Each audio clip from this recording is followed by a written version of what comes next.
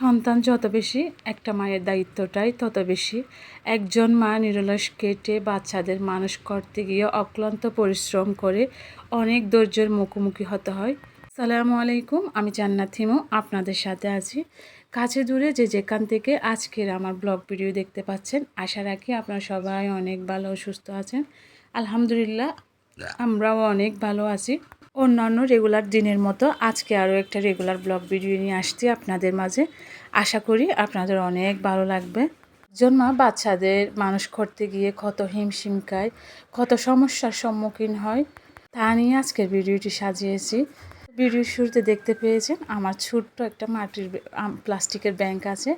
ওই ব্যাংকটা হচ্ছে প্রায় একদম পুরানো হয়ে গেছে।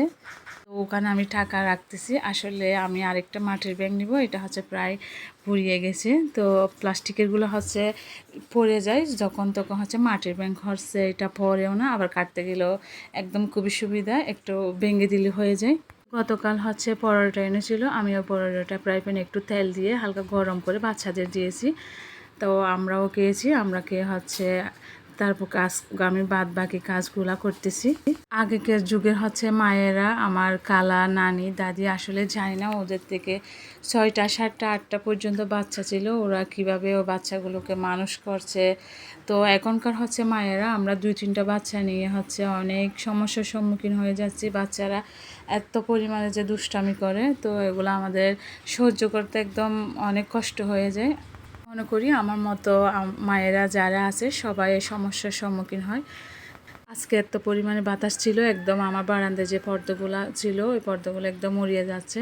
বৃষ্টি পড়লে হচ্ছে আমাদের এই রাস্তাটা খুবই সুন্দর লাগে। তো পাশে হচ্ছে একটা বিড়াল ঝুলানো আছে, এগুলো হচ্ছে বাচ্চাদের দুষ্টামি। বাচ্চারা হচ্ছে এই বিড়ালটাকে গাছের উপর টাঙিয়ে দিয়েছে একটা কার্টুনের ভিতরে। ওই বিড়ালটা হচ্ছে খুবই চেষ্টা করতেছে মানে নামার জন্য, কিন্তু ওকে খেয়ে নামাবে। এখনকার বাচ্চারা হচ্ছে কী যে দুষ্টামি করে, আসলে তারাও জানে না, কি আজব আজব দুষ্টামি করে। আমার বাচ্চা না, আমি মনে করি সবার বাচ্চারাই করে। এই যুগের বাচ্চারা হচ্ছে বেশিরভাগ তো মোবাইলই দেখে, তো ওরা হচ্ছে খেলে না। মোবাইল না দিলে হচ্ছে ওদের সমস্যাটা বেড়ে যায়। গতকাল হচ্ছে আরেফের আব্বু বাজার আনেছিল, আমি হচ্ছে এগুলা গুছাই নাই। বাচ্চারা যেহেতু রাত্রে ওর আব্বু আসছে, তারপর একটু দুষ্টামি করছিল, আমি বাজারগুলো রেখে দিছি। ভাবলাম এগুলা সকালে গুছিয়ে নিব। তো সাথে হচ্ছে ওখানে পেঁয়াজ ছিল, একটা মাংসের মশলা, তারপর হচ্ছে যে শুকনো মরিচ ছিল। তো এগুলো একটু থালায় নিয়ে তারপর হচ্ছে যেখানে জিনিস শুকানো সুন্দর করে গুছিয়ে নিয়েছি। সাথে হচ্ছে ডিমও আনছিল। শুকনো মরিচগুলো আমি হচ্ছে একটা থালার মধ্যে নিয়ে তারপরে ফ্রিজে রেখে দিব, যখন প্রয়োজন হয় আমি ওখান থেকে বের করে নিব। শুকনো মরিচটা আসলে হচ্ছে বেশিরভাগ লাগে মসুরের ডাল রান্না করলে, ওখানে একটা বা দিই। তারপর হচ্ছে যে আলু ভর্তা করলে কাঁচামরিচ দিয়ে করলে ওটা হচ্ছে আসলে ভালো লাগে না, স্বাদটা ভালো আসে না, যার কারণে হচ্ছে শুকনো মরিচ দিয়ে করা হয়। সাথে কিন্তু ডিমও এনেছিল, আমি ডিমগুলোও ফ্রিজে রেখে দিচ্ছি।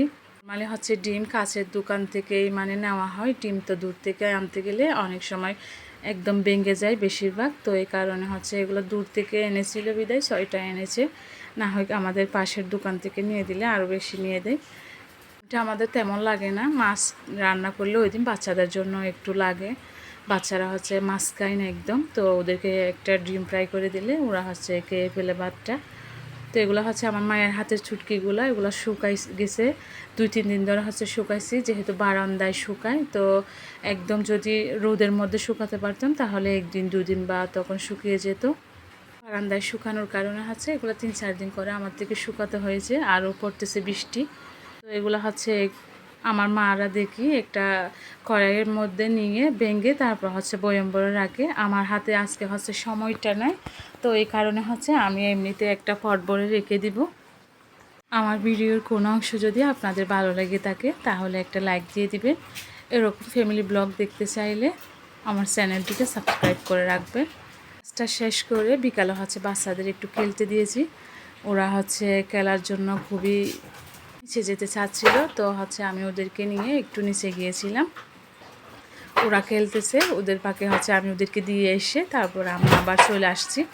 আমার ঘরে যেহেতু কাজ আছে, তো আমার মেয়েকে বলেছিলাম তুমি ওদেরকে দেখো, আমি একটু কাজটা সেরে ফেলি। আসলে বাচ্চারা ঘরে আসলে খেলে আবার দুষ্টামি করতে চায়, তো ওদেরকে আমি নিচে খেলতে দিয়ে আমার কাজটা সেরে ফেললে বাকি সময়টা ওদেরকে দিতে পারবো। এই কারণে হচ্ছে আমি কাজটা শেষ করে ফেলতেছি। আজকের দুষ্টামিটা হচ্ছে ওদের হয়তো একদিন মনে থাকবে না, তো বড় হয়ে হয়তো ওদের এটা আর এই দুষ্টামিটা করবেই না, তো হয়তো এটা দাপে দাপে চলে যায়। আমরাও এক সময় করেছি, বড় হয়ে এখন আমরা করতেছি না। তো আমার কাজটা হচ্ছে আমার মা হচ্ছে আসার সময় কতগুলো কচুর ডগা আনছিল, আমি হচ্ছে এগুলো কেটে ভালো করে ধুয়ে নিচ্ছি। এগুলো ধোয়ার জন্য হচ্ছে আমি বেসিনে একদম ফোড়া পানি করে তারপর ভালো করে ঘষে ঘষে ধুচ্ছি। ওখানের ভিতর হচ্ছে বালু লেগে থাকে। তো আমার ঘরে কাঁচামরিচ ছিল না, আমি কাঁচামরিচ নাই বিদায় লাল মরিচ টুকরা টুকরা করে দিয়ে রসুন হচ্ছে ভালো করে কড়া করে ওগুলো হচ্ছে আজকে বোনা টাইপের রান্না করব। সাথে হচ্ছে ইলিশ মাছ রান্না করতেছি। বাচ্চারা তো হচ্ছে ইলিশ মাছ খায় না, ওখানে বেশি কাটা। বাচ্চাদের জন্য হচ্ছে ডিম ফ্রাই করব।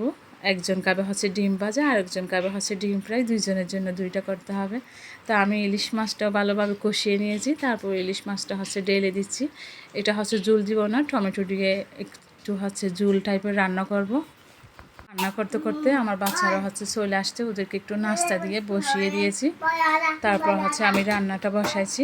আমি যখন বয়স দিচ্ছি তখন হচ্ছে বেশি বৃষ্টি পড়তেছে, সকাল থেকে একদম দেখতেছি অনেক বৃষ্টি।